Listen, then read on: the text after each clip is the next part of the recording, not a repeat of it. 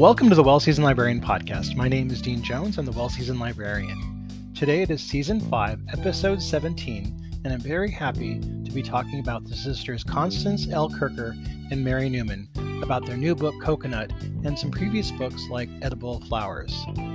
Constance Kirker is a retired associate professor in the Department of Integrative Arts in Penn State University Brandywine, with a continuing research focus on art history, international arts education, and culinary history.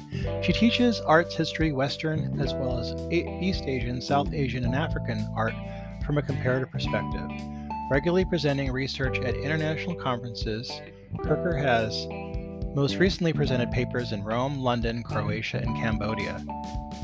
Now, the co-author, Mary Newman, the sister, a toxicologist by profession, transitioned into a food researcher and recipe tester while researching how to become a serious foodie herself. Transformation from eating habits limited to Kraft macaroni and cheese and Campbell soup was surgically urgently required for her very survival while visiting Fulbright Scholar in Thailand. Their book Edible Flowers is a global history published by American Books in 1916, and Cherry, their book in Recrean's Botanical Series, was published in June 1921. Coconut, a Global History, will be published this spring in 2022, so look for that soon. Kirker and Newman are currently working on a book about the cultural history of the mango. I really had a great time talking to both of them on the program, and I just had a hoot. I would love to have them on the program again. As you'll hear, it just was a really good time. So without further ado, I'm going to take you to my conversation with Constance Kirker and Mary Newman about their upcoming book, Coconut.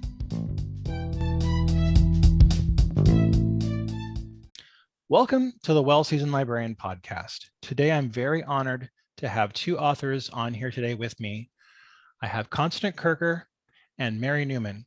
Constance and Mary, thank you for being on the podcast. Thanks for inviting us. I really have been excited about looking at the book series that you have been writing for and looking at what I've seen that you've written already and what you have coming up. I wanted to ask you if you could, for our listeners who are not familiar with you, if you could both give us a little brief bios of yourself. Okay, I'm going to start and tell you this is a second career, which I want to encourage everyone to do once or if they retire and aren't sure what they want to do.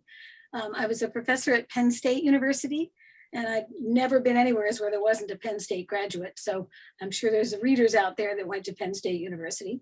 And I taught art history there, primarily Asian and African, what we would call non-Western art history. And it was a great career teaching art history, some 30 some years.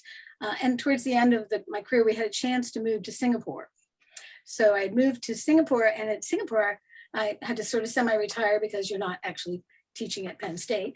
And I was teaching online for them, but I had an opportunity to teach for the CIA, the Culinary Institute of America. And they had just opened a campus in Singapore. It's their first overseas campus. And it was just a fabulous opportunity. I'm not a culinary specialist, but I was teaching cultural history. So I got a chance to teach cultural history from the point of view of food. And it was just such an eye-opening thing and a fun thing. I'd always loved traveling and going to cooking classes and that sort of thing. So I was halfway there attitude-wise, but the chance to develop a curriculum where you were talking to chefs, really, how can a chef take advantage of different cultures? So it was a wonderful opportunity. So that helped me transition. And I've always liked teaching. My parents were teachers, our parents were teachers. You should mention that Mary and I are sisters right away. Okay. I actually didn't know that. So good. You didn't know that? Okay. So that makes it an interesting opportunity in a lot of different ways. So I'll let Mary tell you a little bit about her career background. Well, mine is totally different. I have my PhD in public health and toxicology. Oh, wow. Yeah, so it's totally different. She did art, I did science. So we didn't compete. Anyway, it's a little bit confusing how I got into this, but part of it was there is a connection between doing lab science and research and doing recipe research. And so that's the part of the writing that I like, researching recipes, doing some changes, mixing a little of this and mixing a little of that, and how will this go in, and kind of combining all that. So I like that part of it. I did a lot of the looking at the scientific papers. So for particular like coconut here, there's a lot of work on whether coconut oil is good for you or bad for you. And so there's these scientific papers on saturated fats and triglycerides and short change. Anyway, it gets all complicated. And then also the genetics and the botany. So I kind of worked on that part, and she worked on the arts and the science. So I consider myself a culinary researcher. That's what I'm going with. And it is a second career for me also. I'm 71, so I had business in toxicology that I still run a little bit, but this is the fun part. And this is something, I live in Cincinnati, by the way. Connie's I'm in Philadelphia, right? Yeah. So we collaborate by text messaging, talking on the phone, sending each other. Yeah. And the fun part is travel. That's how we get to see each other. We were traveling a lot to do these things. So, and even promoting, but mostly the writing and the travel. So I think that's it. So how did you come to write the book Coconut, which is your newest book? And I looked at your book and it was so comprehensive, and it just seems, and you talked earlier about all the books that you had for the research for the another book you're working on. So how much did you have to go through to wade through to do research for this book? A lot. Do you want to start with that, Connie? Well, we want to start out with how did you come to write this book, right? Yes. And that is Mary's story because it involves a dream. Oh, okay. Well, how we came to do this is, it sounds like a cliche, but I had a dream. And I think I was probably bothered in the back of my mind because I had been awarded a Fulbright specialist award to Thailand. And I knew I was going to be going to Thailand, staying for a couple months. And I was a picky eater, and I wondered what I was going to eat. And I thought, well, I need to kind of branch out a little bit more in my eating things. And I was thinking about, how do you do that? And through all this thinking, I must have had a dream, but I woke up in the morning and I had this idea of, similar to a Girl Scouts merit badge book, and each chapter was relative to food. So it'd be food and travel, food and art, food and history, food and service. And so I kind of wrote these ideas down to an email and I sent it to Connie, and she didn't just say, oh, that's nice, I hope it works for you. She said, oh, that sounds great. Let's do this, let's do that. And she had all kinds of ideas to build on. And so we built this whole idea of this book called the Foodie Sisters Merit Badge Book. And that you would earn a merit badge, just like we did in Girl Scouts. And we love Girl Scouts. We have so many badges, and she still has her badge, her sash. My badge sash. She's kept it.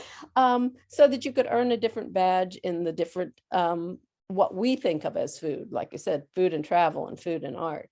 And then I was also did some Coursera courses just for fun. And one of the ones I was doing was on gamification, making learning a game. And gamification, you level up, you get badges or awards for doing different things. I said, that's just like the Girl Scout badges. And so let's kind of, the Girl Scout badges might work for an older audience. A newer audience might like the idea of leveling up and being, whatever, you're getting different things. So we loved this idea and we wrote it out as a proposal. And as many people will know, it's hard to get a publisher. Yes. Yes. And we'd still love to write that book. But what we ended up doing is, in essence, writing one of the chapters. So like edible flowers or coconut, all of them are like, what would you do if you wanted to just learn about one food? Well, you'd learn about how it's used in different countries. You'd learn the history of it. You'd learn. And so our books are kind of like a badge. So we've earned 4 badges so far. See, I was in the Scouts, and I doubt our merit badge books were that different than the Girl Scouts books. Yeah. And I just love this idea because I just would have loved being able, I'd love the idea of having a sash with the different merit badges on it. Well, what going we were to do was refrigerator magnets was our pitch. Oh, I like that too. Yes, we thought that somebody would want to publish a wonderful book with magnets when you did all the requirements, or you could all go online and you put it just seems like such a wonderful idea. And we pitched it. And of course, we were neophytes, no agent, no nothing, and nothing. But then we had this strike of luck because Reaction said, we like the way you write, because we'd sent sample writing. Are you interested in writing for this series? And we go, huh, okay, well, what? So it was one of these serendipity, as many stories are. How things just happen and you can't necessarily plan them. But we still have that book, and we'd love it if some publisher was listening.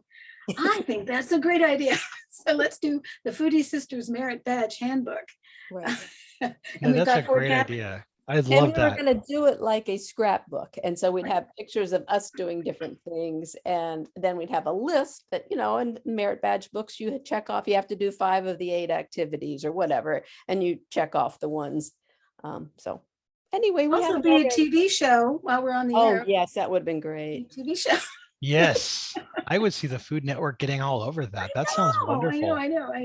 Yeah. We also think right now might be our moment because there's a lot of homeschooling going on. And I did think what we put together was a wonderful curriculum for a school to use on teaching children about food. But schools are very leery of food right now. There's too many kids with peanut allergies. It's an expensive thing to put in your curriculum. They're just not doing food. It's just not worth the while. And of course, the last 2 years, nobody's doing nothing in the schools, but everybody's teaching at home. So it would make a really nice homeschooling curriculum because it integrates history, it integrates all kinds of geography and natural science, lots of different things. So we're hoping that we can find another way around to get that book published. But in the meantime, we're having a good time with our series. I think it'd be a really great way to get kids into food. Like I know a lot of kids, it seems like only eat like 4 foods. Well, that was Mary's situation. Kraft macaroni and cheese, Campbell's soup, chicken fingers. That's about it. Yeah, that's what my kids eat. I make all this stuff at home, and it's some of the older kids will eat it, but most of them, it's like they want macaroni and cheese, they want chicken fingers, they want the processed stuff, and getting them to eat any kind of new fruit or new vegetable. I mean, I tried to get them to eat kohlrabi, and he thought that I had a third eye on my forehead. Or kale. Kale should be used, I don't know, on some kind of playing field. Yeah. Not to eat. Anyway, Well, some adults would agree with that. We're kind of sympathetic to that. We're sympathetic to that because I was so picky. So we tried to figure out kind of some gateway things. So you see in the recipe thing for sambal in the coconut book, it's supposed to have a shrimp paste in it. But I said, if you don't have access to that, you could maybe use soy sauce or something that's more acceptable and more, fish sauce is a little hard for some people, but soy sauce might not be perfect, but you're getting there. One thing we thought with mango is we might have a whole new generation that's familiar with that food because I think it's 2016, Gerber came out with their first mango puree. And it's been very popular. We might have a whole generation of kids that grew up on mango. Yeah. So I think it seems like I didn't grow up with it at all. I didn't see it till I was older, although I grew up near San Diego near the border. So there was a lot of mango about, but I don't think I really ate it till I was an adult. And now my kids are grown up with like mango ice cream, mango popsicles, mango everything. Yeah. I mean, back to coconut. This was our second one. And you mentioned this great series. I looked up today to see where they're at. There's 90 in the series, 90 now, and there's at least 10 underway that are under contract. So it's coming to the end just because there's no more foods that have not been investigated that thoroughly and that have enough history. So it was interesting. Ending up choosing our first book was Edible Flowers because I was into gardening. At different points in your life, you have different hobbies that take over and then you move on to something else. So Mary and I both at different times have been into gardening and then moved into an apartment in Singapore. So you don't garden and different things happen. So, but Edible Flowers was something that was just sort of different from anything on the list, but still within the confines of a particular kind of food. And I think they were intrigued with that idea. We got so lucky. We had no idea as new writers trying to publish how lucky we got with the opportunity. And that's true of our other books. We've been very lucky with the publisher in terms of Cherry saying, we'd like this other series, Botanical, to get started. Can you write for that? Or we're willing to look at your proposal. But just for your listeners, it's very, very hard to break into cookbook culinary publishing altogether. And I'd say working for a series is kind of a good idea. If you can find somebody that's doing one, it gives you, the other thing interesting about the series is that any library that buys one will buy more. Yes. So every year we have, every time a book comes out, you have a bunch of sales to all the libraries all over the world. And if you haven't ever looked, if you have published a book, you can look on WorldCat, the World Catalog, and see what libraries in the entire world have your book. Oh yeah, I've done that. Fascinating. So, Singapore happens to have my book. So you contact them and you say, I'd like to give a talk about a book that's in your library. So anyway, that's kind of a fun side thing to do with it. So we came to write Coconut after we wrote Edible Flowers because Edible Flowers was so much fun. That's basically the bottom line. Now, when did we start, or when did the Western world start eating coconut? Because I know obviously it's been around different parts of the world, but when did Europeans start eating coconut? Europeans got it from Arab traders, but they didn't send the fruit, they sent the whole coconut, so not eating it. They ended up with coconut shells that were so valuable that they were carved and encased in gold and silver. Wow. Which is pretty amazing. There's a couple pictures in our book of pieces in collections, and the Met is especially nice. And in case you're thinking of writing, the Metropolitan Museum of Art has, within the last 3 or 4 years, made their entire collection free from copyright use. So that means, anything except for a few small exceptions that are part of private gifts. Anything in the Met you can use in your book with just crediting them without any cost. So you'll find a lot more Met uses in our books and in the future, and they're wonderful. Of course, they're beautiful. They provide beautiful, beautiful pictures. So there's a beautiful picture of a carved coconut cup in the collection in the V&A. There's a number of them in the Louvre, in the British Museum, certainly in the Met. So they were first seen as objects of exotica brought via the Arab trade, but the real coconut as a food ended up arriving through the Portuguese. Now, there's no one type of coconut, is there? Because I know that there's coconut in Asia, there's coconut in South America. We have coconut all over the place. How many types of coconut are there? Unfortunately, there's not a great answer. There's only one, but there's some variety. There's some varieties, mostly tall and short, but that matters mostly to the producers. Easier to climb or get the coconuts on the dwarf ones than the tall ones. Produce more or is better for certain climate, but the taste is about the same. So there's not a whole lot of varieties. There is one mutant variety called Macapuno. It's called different names in different countries, but it is genetically kind of different. It's got the same genus and species name, but it doesn't have a hole in the middle where water usually is. It's got the whole thing kind of filled in a jelly-like substance, and that's called Macapuno. That's really the only one that's totally different. Of the tall and the dwarf varieties, some are a little better for coconut water, taste a little sweeter. So there's few, but most of the research, there's a lot of gene banks and there's a lot of researchers doing research, but they're almost always trying to make them more disease resistant, easier to climb or whatever, to harvest, maybe better for different soils or something like that. But there's not a whole lot of different tastes. You give most people a piece of coconut, they can't tell you, oh, that's an Indonesian coconut. It tastes about the same. So there are differences in what stage you eat them at. A young coconut, it hasn't hardened in the middle. The white part is not hardened. So it's almost jelly-like, and the Thais, it's actually called a Thai coconut frequently because they use it so often, but they cut them into little strips and use them as noodles. It's pretty good in a coconut. It's a savory thing. It's in a coconut soup that's really spicy. The coconut water, that's when you'd use a young coconut. By the time we get coconuts in the United States and most of our groceries, and they're hard and brown, that Right. water inside is not going to give you a good taste of what good coconut water would taste like. It's Yeah. a young coconut that you taste that. What we have is a mature coconut most of the time. There's also a totally mature one where it started to grow inside. And when it starts to grow, it makes all these like root-like things, and it gets real fluffy and kind of spongy like in the middle. And we never see those. But in some countries, they love them. In Hawaii, only the royals could eat them because it was considered most powerful and next generation and all that kind of stuff. And we had some stories, but one of them was about our driver who we were telling him about this. Do you know where we can get a coconut sprout?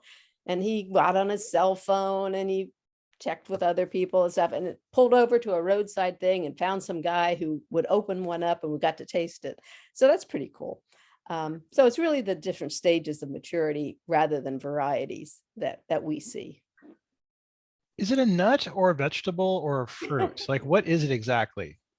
It's a drupe, which A is drupe. a drupe. Really, we talk about it more in its culinary uses. So we talk about it as a fruit when you're talking about a young coconut and it's jelly-like. We talk about it as a nut when you're talking about grating it.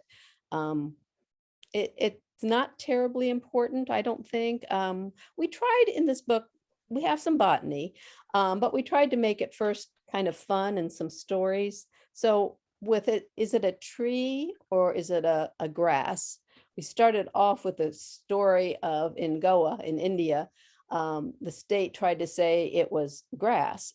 And then that meant it wasn't protected from developers cutting them all down. And people were protesting, wearing signs saying, I'm a tree, don't kill me, because they called it a grass instead of a tree.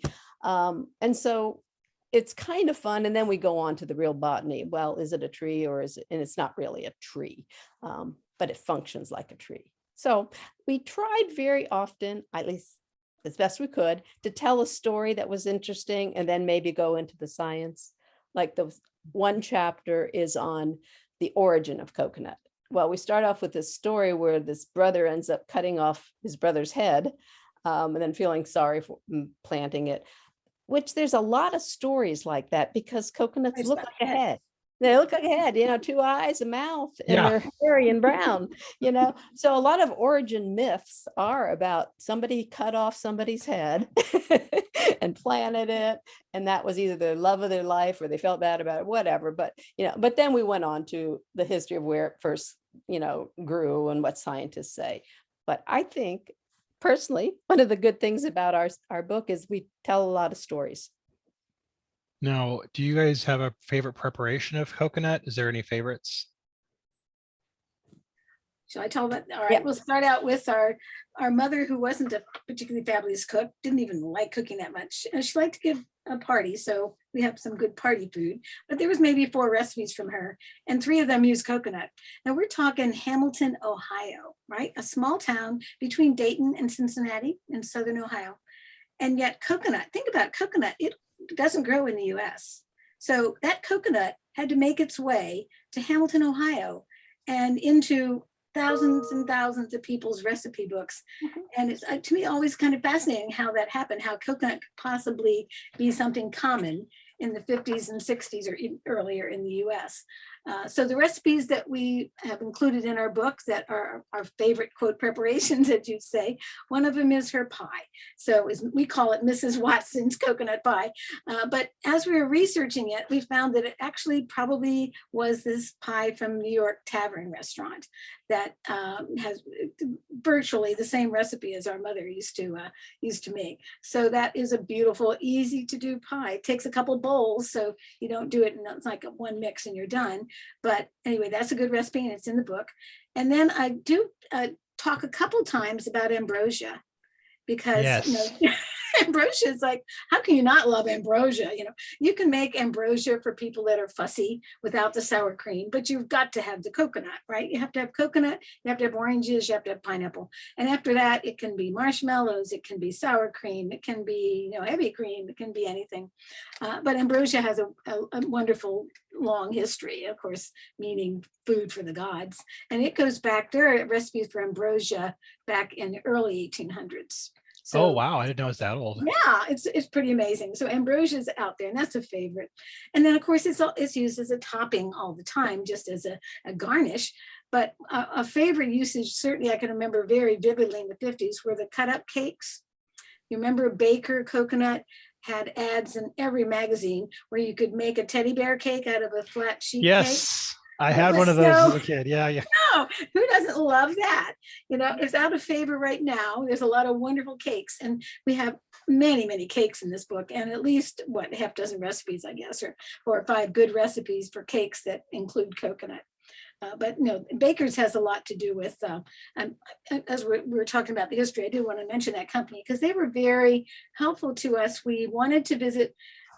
Their processing is all done now and growing of coconut is all grown it's all done in Philippines, and all their facilities have been taken over by Philippine ownership, which is wonderful because so many times Western countries own all the riches. In this case, in the Philippines, they have all the processing, and they can produce the coconut themselves, and it's just a pretty good story. So we were able to visit Baker Coconut Philippines, and they were very kind to let us watch them do the processing and give us a lot of their history. And it goes back to a Philadelphia story that I do want to tell because it answers your question about when we started to have a lot of coconut and have it freely. It's not so easy to open one. Have you ever opened one?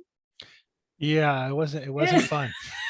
No, it is not. If you don't know how to open them, there's no way. You can't just whack it. It's not an easy thing. So there's a story that Franklin Baker in Philadelphia was an exporter of grains. So he exported, and this is true, this isn't just rumor. We know this from the Baker Company. He exported a whole shipload of wheat to Cuba, and he received payment, a whole shipload of coconuts in payment. Whole coconuts, and they arrive in Philadelphia, and he's like, what am I going to do with this? And he found someone that could try to grate them, and so he literally invented the idea of grating it and packaging it and selling it grated, so that the housewife could use it immediately, not have to try to figure out what to do with it. So they were very successful at that, and that's the only way. I mean, I'd never seen a coconut tree in Hamilton, Ohio. We didn't grow up with coconut trees, and yet everybody has a bag of it. And right now, you can still get a bag of coconut in a dollar store. I mean, It is truly amazing. It's out there. So that the story of the history of that was 1884 that he got this load of coconuts and invented the processing of it, the grating of it. And that changed everything for the producers as well. They didn't have to try to send you these big balls that you had to then figure out what to do at the other end. If you can send it already grated and processed, you've got a product you can actually work with. So, and it created jobs in other countries. So a lot came from those kind of inventions. Yeah, it's so popular now. I mean, you're seeing coconut water everywhere. And I think around here, especially the young coconuts being sold, you could buy it in a lot of places. Mhm. I wanted to ask you, I don't think this is off topic. It's not too, but I know you guys went to go see coconuts up close. Did you ever encounter any of the coconut crabs? Oh. I've never seen one live, but I certainly know the pictures of them. Right. I want one. Yeah. I want a pet coconut crab. Or the coconut in the Seychelles. It looks like 2 great big breasts. You've seen that coconut? It's not really a coconut. It's a close to coconut, but it really is the largest of all kinds of things. It's a lot of fun to look at the coconuts. It was a gift to the Princess and Prince of Wales when they got married too. And there are a lot of fun stories about the coconuts in the colonies.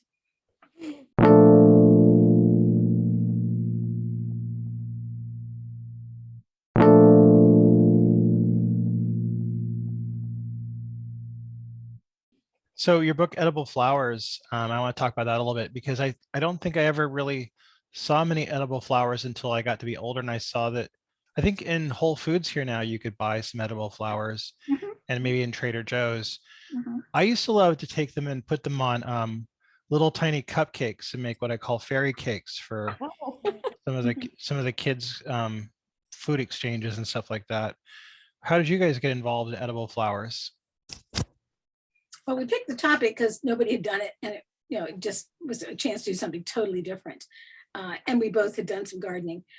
But we do a lot of workshops with edible flowers because a lot of people are like, they like the idea of it. It seems like a great idea. Well, how do you do it? What can you use?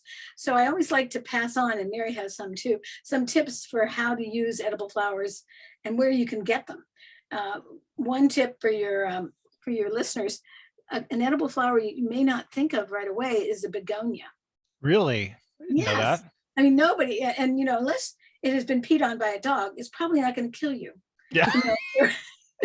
If you're growing your own begonia, or what I usually tell people, and this falls more into Mary's bailiwick about poisonous things, is if you buy your plant at Home Depot or wherever you buy it, and let that growth go, because who knows where it's been, but the next growth, and you've been on top of it, you can probably eat that next growth, no problem. And you're not going to eat a barrel of it, right?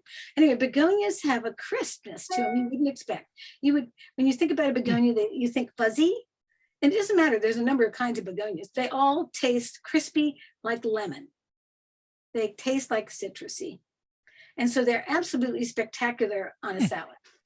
So That would hold be that really thought. nice. Yeah, and there's still this one I remember most. I photographed a cold avocado soup, Oh, cold green avocado soup, like a cream soup, and those coral begonias on top. oh It God, that was sounds looks. breathtaking, I bet and yeah, it looks gorgeous. it was like Bon Appetit magazine, and so easy, nothing to it at all. So, and the other Love thing that. I mentioned to gardeners, if I'm doing a garden, the nice thing about edible flowers is it allowed us to do talks at garden clubs and talks for food groups and cooking groups. So because crossover. Often when you're gardening, you've got these herbs and you just pinch off the flowers. Well, don't pinch them off. Eat them. Put the flowering part, the bolting they call it. Put the bolting on the top of your salad. It'll be even stronger than the herb itself. But chive blossoms are gorgeous. And they are stunning on a salad. So those are a couple of simple ways to use flowers if you don't have a Whole Foods nearby that's carrying edible flowers. And Mary has some ideas too. Well, I've done several charity lunches, and part of it I organized from the start, but others I was just helping. And the one that I was helping, she wanted me to make pea soup, PEA, pea soup. So I did. She gave me the recipe. Honestly, it looked so boring. But I put some dried rose petals on the top and a swirl of yogurt. It just looked beautiful when when we presented it, everybody was, oh, this is beautiful. This is wonderful. I'm thinking, you're eating pea soup. I mean, it made all the difference. And we kind of maintain, and we never followed up on this, but that you could spend all day making a tomato soup and everything from scratch, cutting your onions, whatever, and present that to people. Or you could have a can of tomato soup, Campbell's tomato soup, but you put some basil blossoms on it, maybe a few rose petals, and you present that, and you'll get more oohs and ahs, I bet, with the one, Big bang for your buck. Big I love bang. basil blossoms. I always use them, and I will make like focaccia, and I'll push them into the dough. And I like cooking with them. Good. That's Mhm. good. Yeah. The toxicology came up a lot with edible flowers. Can you eat that? And there are some things that are toxic, but as Connie said, you're not going to eat that much. If you're that allergic to everything, which my daughter would fall into that category, you know what not to eat and don't eat, or you can look up on the internet. But you're just not going to eat that much. It's the allergic people that have to worry, but I'm sorry. But the easiest thing is just to Google it. Can I eat iris? And they'll probably say no. Can I eat my daylilies? Yes, you can. In China, they do all the time. And our, local Chinese restaurant, I asked them about it and stuff. So it's very easy to Google just with one word. Can I eat? You don't have to. A lot of people wanted us to put a list of what is edible and not edible. And it's just not that easy. I mean, is peanut butter edible? Yeah, Yes, it's edible, but so many people are allergic to Yeah. it. Watermelon's a diuretic. And some of the flowers are diuretic, like a hibiscus flower might be. So Yeah. over the watermelon in the grocery store, do we say toxic, don't eat? No. You know, so it's just not that easy to say totally edible, non-edible. But the toxicology part of my degree came into that, and it's always asked, always asked, you know. So we cover that There's a lot. a couple of apps you can get, and I'm sure have improved since I first used them, where you literally can photograph a plant, and if you get a nice clean photo of it wherever you are, if you're out foraging, it can identify it for you. It'll tell you, it'll come up what it is. So there's some interesting things happening along that way if you're into foraging. And foraging here in Philadelphia is really popular. I don't know if you have that kind of trend out there. I'm sure you do. People I've done it. Yeah, in the dead of the winter, people are going to Fairmont Park and foraging for, you know, dried ragweed or all kinds of edibles. So it's kind of a fun hobby, and it's easy enough to, you know, to educate yourself enough to not make too bad of a mistake. I mean, but you know, it's again a matter of relativity. But you do big bang for your buck with edible flowers. Yeah. Highly recommended. Now, what about drinking flowers? I know that I've been talking to people that do a lot of cookbooks on flowers have been becoming really popular with bartenders here. We have all these mixologists doing fancy drinks with all kinds of violets come up quite a bit, I see, and rose water gets used quite a bit. Orange And, blossom water. Oh, Mary has a story. This is her. Yeah. Every year, my husband and I have a Halloween party because he's a ghost hunter. And this is the big deal wow. for him. He's written several books on ghost hunting and shape shifting. Anyway, I usually sit on the porch with a big cauldron of kind of neutral fluid that's a weakened lemonade with some sparkly, you know, seltzer in it. And then I have little jars of different flower syrup. So there's rose syrup, there's hibiscus syrup, lavender syrup, honeysuckle syrup, and each one of them we're kind of using the Victorian trend where flowers would all have a kind of a meaning. So lavender might mean memories, old fashioned or something like that. Rose, of course, love. Let's see. Orange blossom would be marriage. You're looking for a marriage partner, or you just got married. So I tell people about the different choices and what they mean and ask them what they would like tonight. And so I put a little bit of the syrups and a little bit of the base, which is pretty much just seltzer water. And then I have my magic wand and kind of go bada bing, and you're going to find love tonight, you know. But it's easy to buy these syrups. A few of them I've made, but mostly you just buy them in the store. That's much easier. And people seem to think that's really fun. And it goes with our book where we talk about the history of flowers and what it would mean when you put it on different things. Orange blossoms used to be put on marriage cakes. We have some pictures of that. So trying to tie that what you can do now with kind of what the history of it. Another example with the edible flowers, borage flowers are edible. Yes. And borage means courage in the kind of old-fashioned sense of each flower having a symbol. The Crusaders, the night before they'd head out for a crusade, would be given a glass of wine with a borage flower floating in it to give them the courage on their adventure they were going on. Supposedly, and I don't know if this ever really happens, on Valentine's Day, some women will serve their boyfriend a glass of wine with a borage flower floating in it to give them the courage to propose that night. I've heard of woodruff being used in wine on May Day in Europe, but then I also read that it was toxic. Again, it's probably amounts. Yeah. You could kill yourself with anything. Yeah, true. Just about, yeah. I think we do have a caveat in the book that this is not medical advice or something like that. Yeah. But anyway, so we really tried, and actually the two charity dinners, the other charity dinner that I've done is an edible flower luncheon, and every course is a flower, and nice. I just kind of give them the history of it and stuff like that. So that's kind of fun. So I'm trying to give the history and then what you can do now, kind of tying the things together. Yeah, we do a coconut full coconut dinner, I think. Right, that's in the book. Created Yeah. how to do an entire coconut dinner with appetizers and salads and main courses. And I mean, it's not a cookbook. We don't want anyone to expect a pile of recipes, but that's not the hard part anymore. The information and the illustrations are what makes it unique. Also, the series is about, it's very well illustrated if you've seen a couple of the volumes. But from the point of view of writing it, you wouldn't be surprised to know that there's not a budget for that. So you have to come up with all your own illustrations. So that was like a learning curve for sure at the beginning. And at this point, I just love food photography.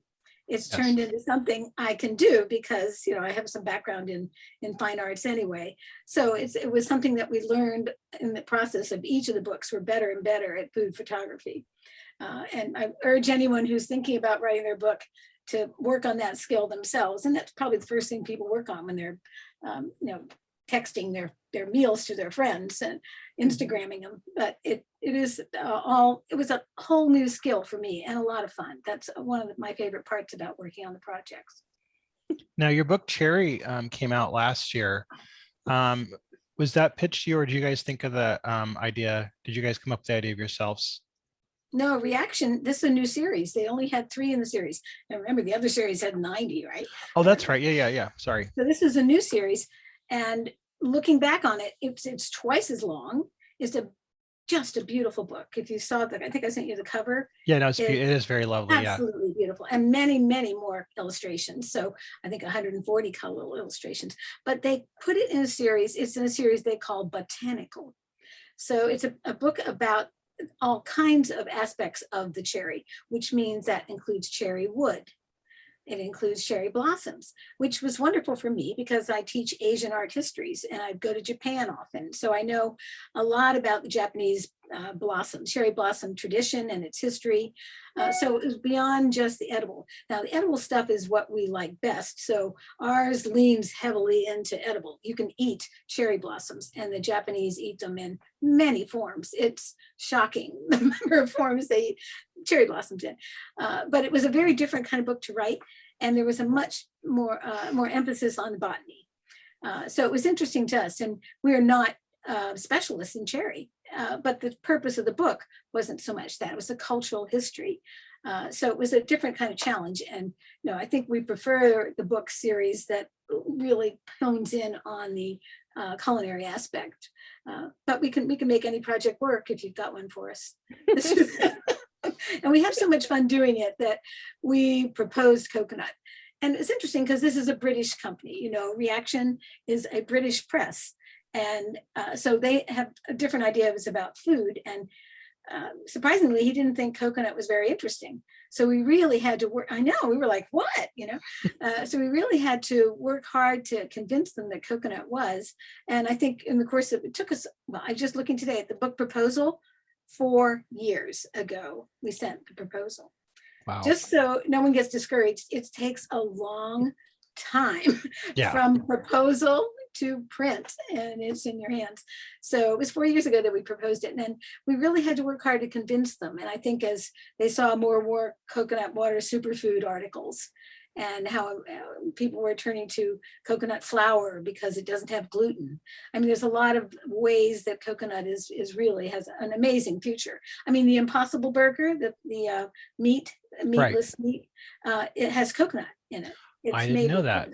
It makes sense. A lot of the brands. Yeah, I mean, it's a plant product. So there's a lot of rationale in the book on coconut, and we finally convinced them. So we have the same problem with mango. It took them a long time to say yes to mango. We'll see if we can redeem it. Yeah, but they're British, so I don't know. Oh, I see. Yeah. You're currently writing the book Mango, or you've finished it? Yeah. Oh, well, I'd say we're maybe halfway, or maybe not quite. But remember, this is a project of love. And the real purpose for us, or always in the back of our minds, was travel. And so we've been now really need to do mango, you need to go to India. I've gone to India many times. My husband used to work out of India. So we have a lot of, but I haven't been there in 2 years, right? So there's a lot of holes in what we're doing so far in mango because you need to go to places where it grows. And it doesn't grow in Philadelphia or Ohio for sure.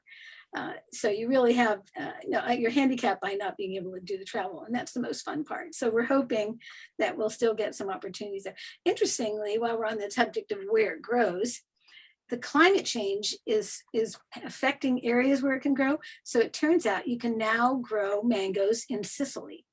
Oh, wow. I didn't know that. Wow, yeah, it's because climate change is just enough that in the islands there you can do a sort of subtropical crop of, and they've never done that. That is not Italian food. Mango is just not an Italian thing. They don't have mango. And there's also a place, the other kind of interesting detail along those lines is the southern tip of Korea. There's an island where now you can grow mango. And they've been importing them all the way from Thailand, et cetera.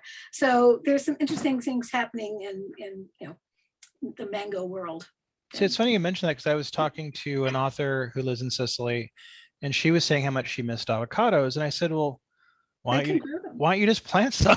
Yeah, she was can. Stupefied by that. She's like, it's such a simple, she goes, why don't we? And I said, yeah, suggest it. You could have a growth industry over there. You never know. Yeah. Now, do you guys have a preference on mangoes? Because I know that we have different types here in the stores. I myself prefer the ones we call, I don't know if this is the accurate name, but it's, I think, what the colloquial term is locally. They call them banana mangoes that are longer and yellow. And then we also, they could be champagne mangoes. Do you ever see them called champagne mangoes? Maybe. Or Mexican atolfo? Yeah. Those, yes. That's what I like. I prefer those myself. Really good mango. It's nothing compared to real mangoes from India. And you will hear people go crazy. Indian people especially love mangoes. It's not like any other fruit, like any other sort of fruit that people adore. Can you think of anyone that adores their fruit the way the Indians adore mangoes? It's a totally interesting thing. But I had a chance to go down to Fairchild Gardens in Florida for the mango season this year. It was that tiny window where we got to go somewhere. It's July. It was just like really little window where everybody was like, I think we're okay. So it would happen to be July is the only time, or is the harvest time for mangoes in Florida. And there's only a couple places in Florida where mangoes are grown. It's just so much cheaper to grow them anywhere else. And there's only a couple microclimates. So I did get a chance to visit the gentleman who is the mango professor in the world. Richard Campbell is his name. And he gave me a couple of Alfonsos to taste, which, a person from India would still say the terroir is wrong. It's not really a mango unless it's grown in India, but it is not like anything you'd have. And we get such a bad idea of mangoes from those clear plastic containers that have ones that are kind of like pears or apples. Yeah. That's just not a mango. It's not even pretending to be a mango, really. They should call it something else. The true mango lovers go crazy over that. Anyway, mango, we'll have to come on and do a whole mango thing for you, for sure. Oh yeah. I mean, I love mangoes so much, and we have such an abundance of variety here of mangoes, because you can get them anything. You can get boba tea with mango flavoring. You can get mango ice cream, as well as avocado ice cream. You can get all kinds of just mango products here. It's just crazy. There's a whole bunch of famous people that mango is their favorite fruit. For example, there's a quote from Queen Elizabeth's chef that at any one moment, Queen Elizabeth can tell you how many mangoes are in her refrigerator in Buckingham Palace. She loves mangoes. Bill Clinton's favorite ice cream is mango ice cream from a certain hotel in Texas. I mean, it just goes on and on. How can you not? Mango is the only fruit that has a position in the Kama Sutra named after it. So you have to imagine that, position, and it's literally named after mango fruit. So there's a lot to say about mango too. Yeah. So are you thinking about your next book now? Any previews to future products? We'd like to revisit Foodie Sisters, because I think the Merit Badge Handbook has potential. I could think of a few publishers that might grab onto that and love that. That's a great idea. I really love that idea. Well, if you see someone that you ought to be referred to, let us know, because it's something. We literally have the proposal written. It just went out and nobody thought anything of it at the time. So it'd be very popular in Napa. I could see it being popular here in Napa. People saying, "I have my cheese badge." I mean, you could get like Trader Joe's in on it and maybe make a fortune. Yeah, that would For be sure. great. They would love We that. also, before we started on mango, we were looking at, because we weren't sure we were going to get another project since they were so wary of, the British were so wary of it. We looked at doing a different kind of topical project on libations, on drinking with meaning and drinks that have meaning. And we have a pretty full-fledged proposal on that, but that would be a more academic. You'd have to go back further into history on toasting and marriage drinking. And I mean, there's a lot, and no one's doing that. No one's doing that. So that might be a topic that we'll revisit. It doesn't fit in, I think we did ask our editor if it fit in the edible series, and it's too broad. It needs to focus in on a particular drink. And we were looking at it from the point of view of how important drinks are, even how they're served, the kinds of cups they're served in, the whole thing about libations. So that's a possibility. I love that idea. I would read that. That sounds great. I want to see you guys. I want to see you guys do that. I hope it comes to pass. Needs to be something that we find fun. We've thought and went a little ways down the road on seeds, but that didn't make us smile. You know, like sesame seeds, the way they grow, when they pop open, they actually pop and it distributes the seed. Oh, that's where open sesame comes from. I didn't know that. And we didn't know that. That was fun, but it just didn't seem to be as fun. We looked at the art history of it and couldn't find anything fun. Not a lot of stories about it. So anyway, it's got to be fun for us. Right. Yeah, the other topic that I've worked on a little more than Mary, but we both have worked on it, is the use of sweets and candy and sweets in general in religion. And I've given a number of papers on that. If you know the people at the Culinary Historians in New York, it's an interesting organization. They do all kinds of speakers, so you might contact them as well.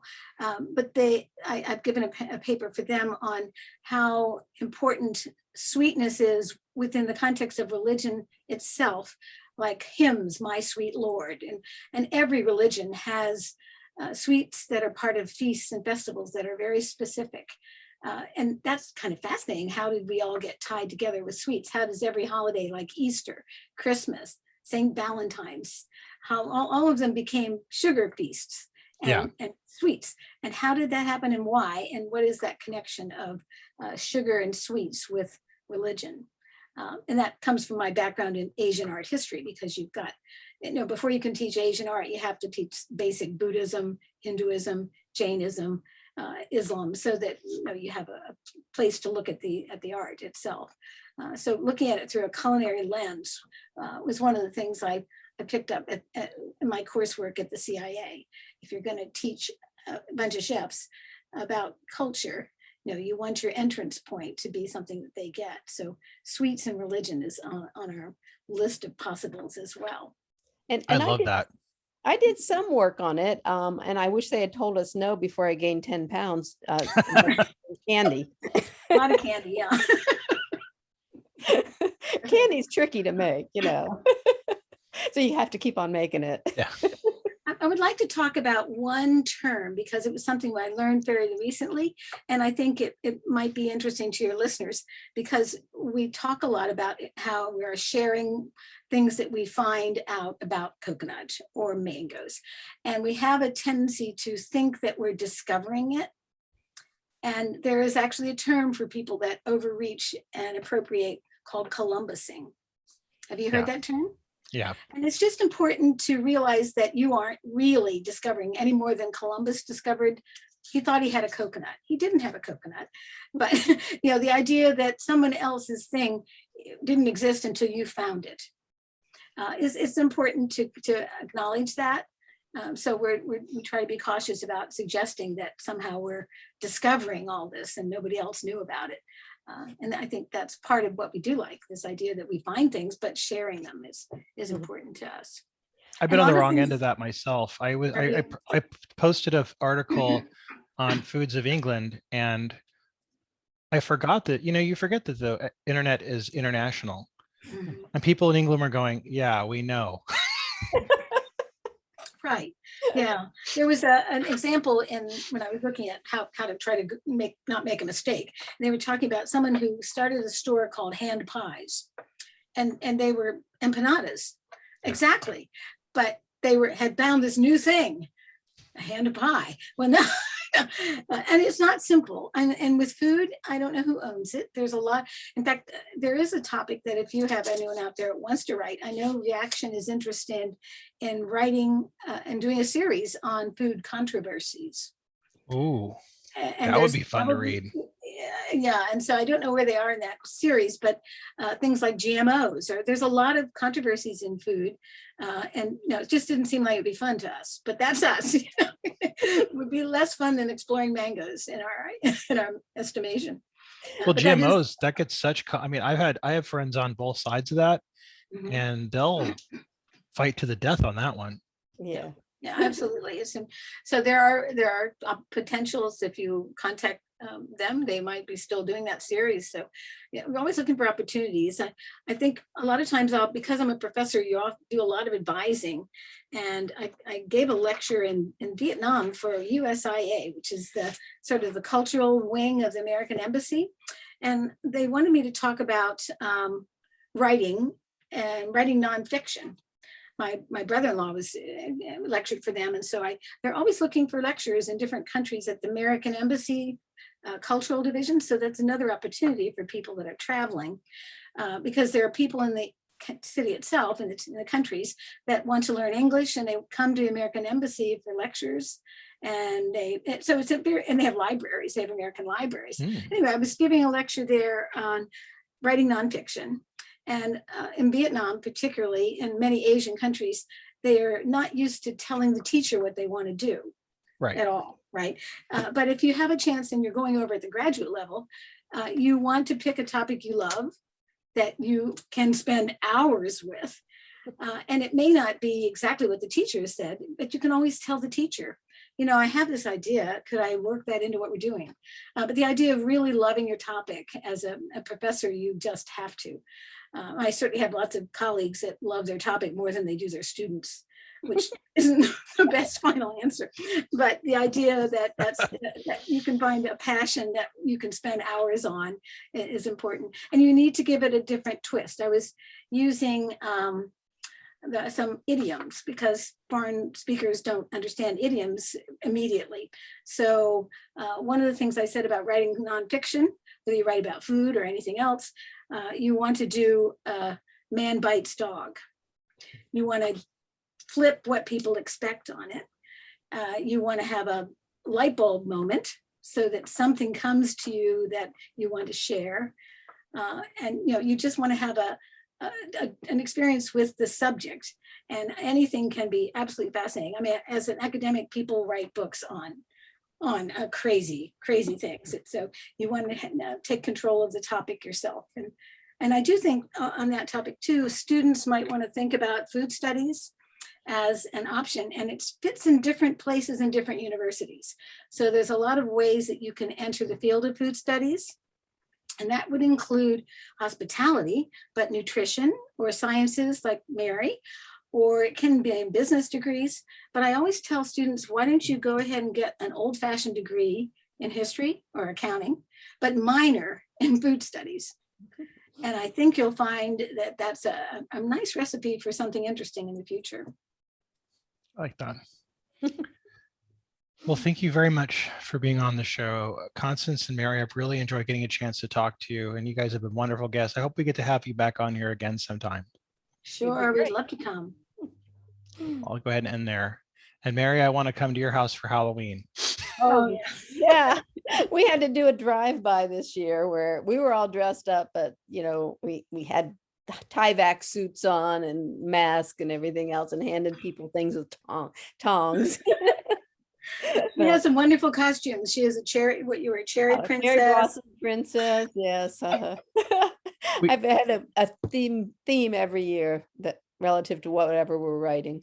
You said your husband's a ghost hunter. We had a guest, one of our first guests was a local author and chocolatier, Lloyd Arbach. He's a ghost expert on the paranormal. Yeah. specifically ghosts and stuff. And he was a fun Oh. guest. If you want, I could put you in touch with him. He knows everything there is to know about chocolate. The man could talk about chocolate for 24 I hours. know. Well, you get that way and people start to avoid you. Like, oh no, That's she's right, going to talk yes. about mangoes again. No, see, I'm quite the opposite. I'm like, I want to hear more. So that's always fun to me. Yes, my husband has a signal. Then I talk too much about mangoes. When I Oh, really? What is Oh. the signal? it's sort of like, it's kind of like, I had that happen to me I was in the produce department and I overheard two women say they saw some red currants. They go, "What are these?" And I turned my head and I pounced and I gave them a mini lecture on the history of currants, and they both were backing away from me slowly, like, "Oh my God, get away from me." It's true. It's true. I will send you a connection to the culinary literacy. Yeah, that'd be good. Connection. That would be fun. at I would love to Philadelphia. have them on. Oh, just as an aside, relative to the Culinary Literacy Center, Connie especially has been working on English as a second language, and she gave a talk in Cambodia about using cooking as a way of learning English, because you've got so many physical things you're working on, and it's not all lecture, Yeah. And so we did a kind of dry run with an immigrant community here in Cincinnati on coconut. So we featured the coconut milk and grated coconut. We were trying to help them learn English and maybe even how they can find things in the grocery store. A can of coconut milk. People from Somalia do not buy cans of coconut milk. They make it from the coconut. Yeah. So there's things we were hoping to impart to them, but much of what we got was what they had to say. How do they use coconut? And I mean, this one lady had a whole coconut and she just whacked it with this machete in her hand. And I'm like, ah! So, and she boiled some sweet up really quickly. And so it was two ways, but it's much more fun to learn English that way than it is a lecture. I mean, there's plenty of ways they use food in lesson plans. But what we were after was that sharing. So that these were West African women. So West African women were telling us how to make a coconut stew. So they had some pride in it, as opposed to being the kid, the student, the stupid one. It was a really interesting reversal of the hierarchy, is the way I presented it in the paper. The way that you see yourself as not having anything to offer and having to learn from the great white, patrons. So if you can teach us something, and we certainly find anywhere we travel, we're learning more than we're teaching. There's no doubt about that. That sounds really fun though. God, I wish I had gone into that career field when I was younger. Yeah. I mean, I love being a librarian, but this sounds really fun. Yeah. Well, there you go. You're a food studies librarian. There are people like that. Maybe it's not too late for me. No, I don't think it is. There is actually, the other thing the Culinary Literacy Center is doing is a cookbook club online. And what they do, it was something they did and they chose a cookbook. This is in Philadelphia at the Free Library. They chose a cookbook that they had enough copies of that were in every library in the city. So a lot of copies of a particular, so Philippine or Iranian food, or I mean, different kinds of foods. And everybody in the group, in the club, went to the library and copied a recipe or bought the book or did whatever, and then they went on a website and signed up which recipe they were doing. And so on the day that they picked, everybody brought the recipe. And so you had like a potluck, and before everybody ate, and there'd be maybe 40 people who had this massive Iranian food from one cookbook. And sometimes 3 people would make the same recipe, but there'd be 3 different outcomes. So you'd have this, it was amazing. So you had this big table with all the food on it, and you have the recipe label and who made it, and then you just have dinner. But before we ate, everybody talked about their experience. I tried making this with coconut flour, it didn't work. Or I couldn't do gluten-free, so I did X. And so you'd have a discussion before, and then we try them all, and then we'd sort of reconvene. So I think they're still doing it every month, but now people do whatever they're doing at home, and then they hold it up and they say, this is what happened. It's not the same, but they've managed to keep it going, which is interesting and a sort of a struggle. So if your library is looking to do like a food-centered research kind of thing, once we get over this, They did a really nice job with it, and people were very excited, and it didn't cost them anything really. That sounds really fun. I like that idea. I'm going to steal that. That's really cool. Yeah, it's a very simple idea, and they would love to share it. I know they're good people in this culinary literacy center, so I'll put you in touch. Thank you. I really appreciate that. I just love meeting new people. Ever since I did this podcast, I've made so many friends and met so many cool people. This has been the best thing I've ever done. Well, you guys included. Yeah. 2 other things as a librarian, just put this out there, nothing to do with the writing, but have you looked at or understand the program Semester at Sea? You know what Semester at Sea is? I don't think so. Semester at Sea is a program that's run by Chapman now, but it had been run by, Colorado State's running it now. But for many years, it had been run by University of Pittsburgh and the University of Virginia. So it's been in place for 56 years. Very well-run program. And it's a ship that sails around the world every semester. Yeah, I did not know that. That sounds fun. So you should Google Semester at Sea. I think everything's changed right this minute because of everything, but they're still continuing. And I know they have a fall semester. I don't think they're doing spring. They have a fall planned. But the boat itself, or the ship, it's always a ship, has the largest sailing library in the world. Because it's students. Fun. The students are about 600 students, undergrads, and about 25 faculty, and a couple librarians, a couple doctors, a couple nurses, if you know people, and you can only do it once, really. It's like a new crew every time. So the university hires a whole full faculty, they plan a curriculum for the places you're going. But I always thought one of the easiest jobs might be the librarian, or maybe not. I don't know. That would be so fun. I would be so happy. And you can take a spouse and up to 2 kids. My wife would love that. She would have such a good time. She's a librarian too. She works for NASA. Wow. Well, see, maybe does she have credentials enough to do an undergrad course in something? Yeah, that would be really fun. Yeah, pitch yourself as a couple.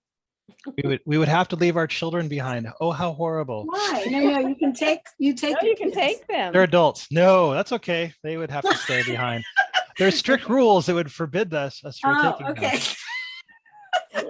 All right. The other thing that I'll pitch to you, which no, I can't. I'm not doing right now because of COVID, is the lecturing on cruise ships.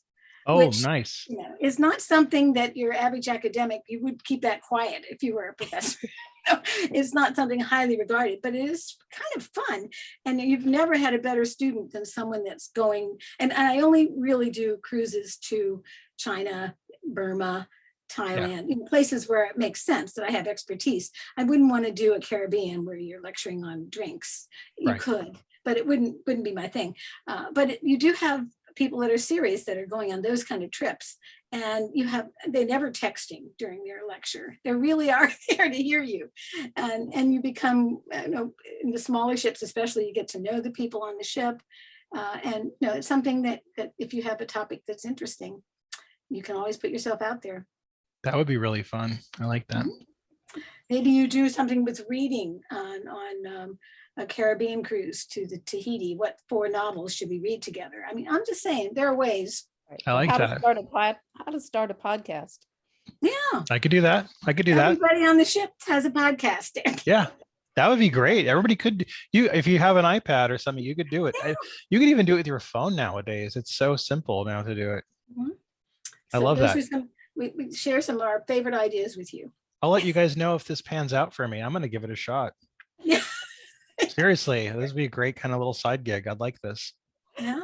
I don't know if we hit it all with the travel with intent, but the intent is really important on this.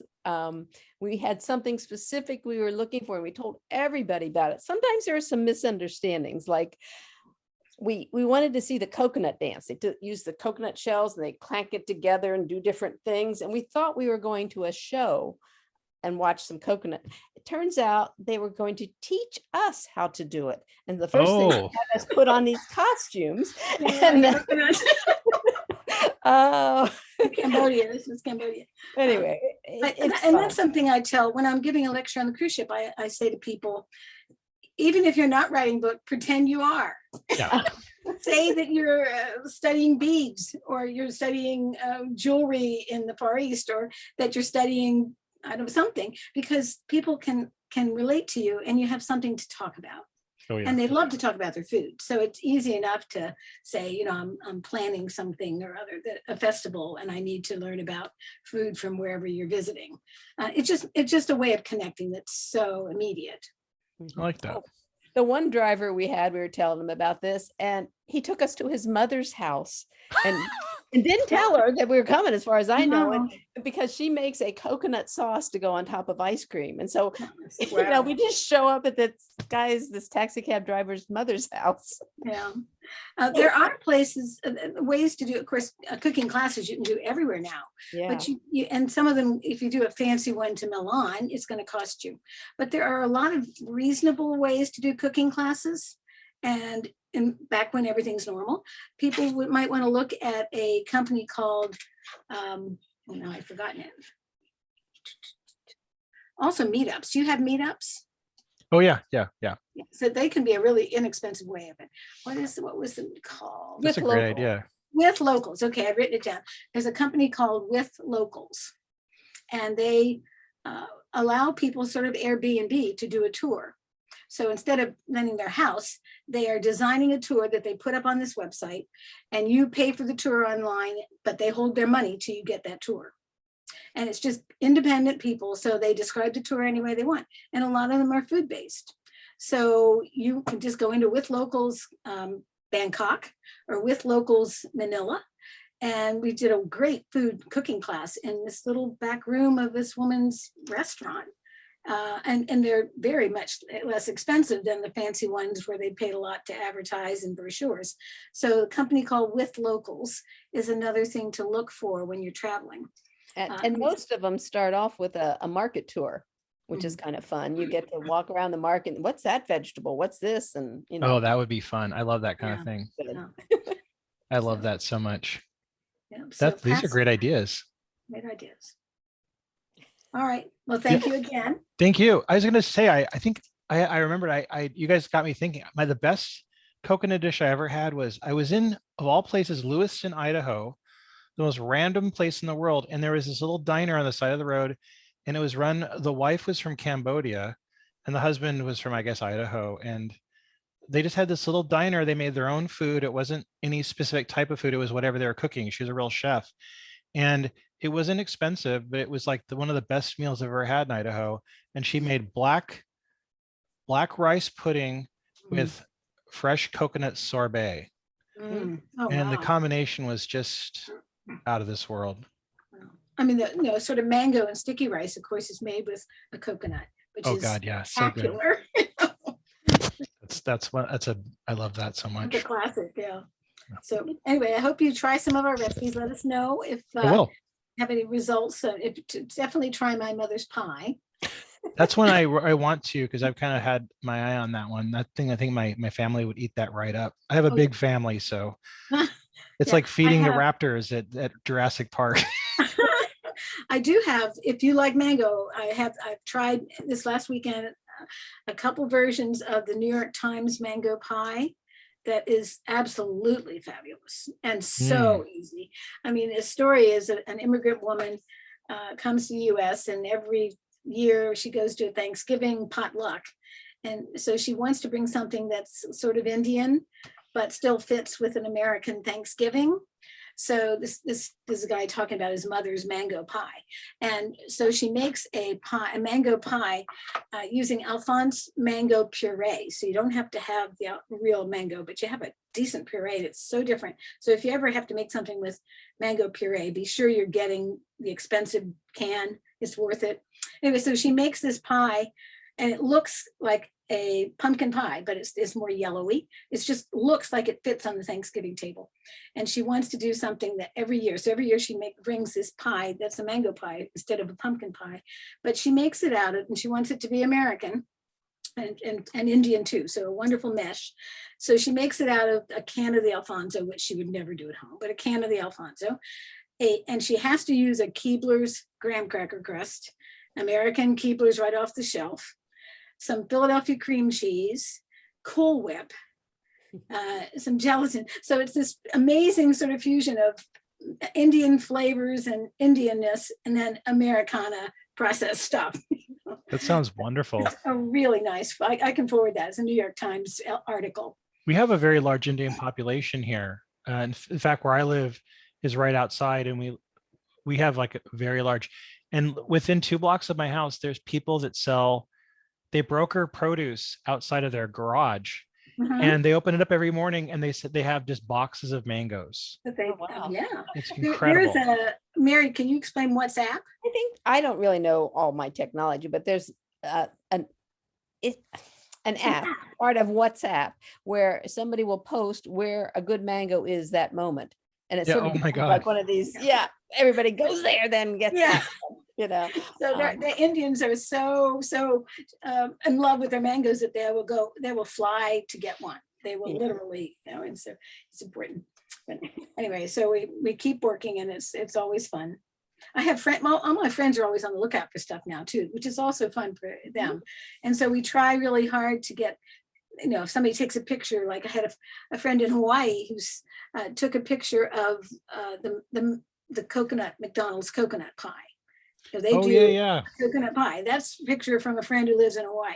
And she took a picture of the theme park that you go to. If you've gone to the theme park in Hawaii where the natives show you their different customs, it's a little hokey for sure. But one of the things they demonstrate is all the ways you use coconut.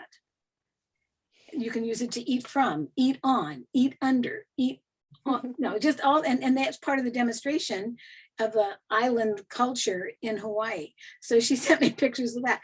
So, and everybody knows, and people should tell people that they're working on something too. It's something that your friends love to help you do stuff. At least that's my experience. You guys reminded me the local chain Jollibee is a Filipino chain. We have them all over the Bay Area, and they sell the mango pies. And then they also, in McDonald's here, I don't know if you have it everywhere, but our McDonald's has a guava pie. No, we don't. See, they do that locally, which is fun. Yeah. It's really nice of them. It's really good. I don't eat a lot of McDonald's, but I do have a weakness for those guava pies. They're very nice. For sure. Okay. Well, good luck in putting this together as a coherent interview. No, it'll be great. This is going to be wonderful. It'll be easy. I will send you guys, I'll let you know when I'm going to air it. I'll send you an email in a few minutes and let you know when it's going to air. And then I'll also, the day it airs, I'll send you all the links. So if you guys want to share it on social media, but I'll be sharing it on social media as well. Okay. Yeah. Are they going to tell you when the book's coming out? You're going to wait and do it when the book comes out?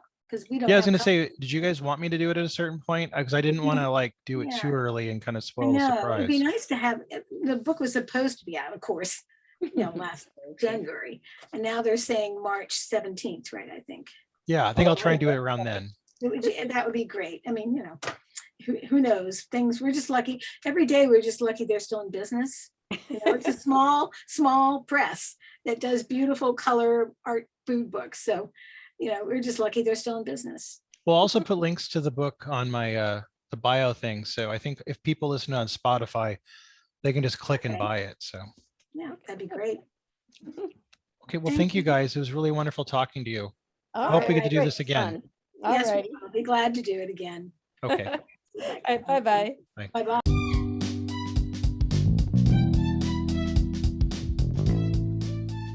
That was my conversation with Constance Kirker and Mary Newman about their book, Coconut. You can also buy their book, Edible Flowers, as well on Amazon.com or Barnes & Noble, or better yet, a local bookseller. Coming up this week on the conversation as well is going to be Christopher Schaefer, the author of Moon Over Sasova, One American's Experience Teaching in Post-Cold War Slovakia. He's got a lot of great stories to tell, and he'll be here on Wednesday. And then I'm very eager to have you listen to my conversation with John Birdsall, the man who wrote The Man Who Ate Too Much, the biography of James Beard. He'll be here on Friday. I had a great conversation with him, and I can't wait till you hear that one as well. Until then, have a great rest of your week and keep cooking.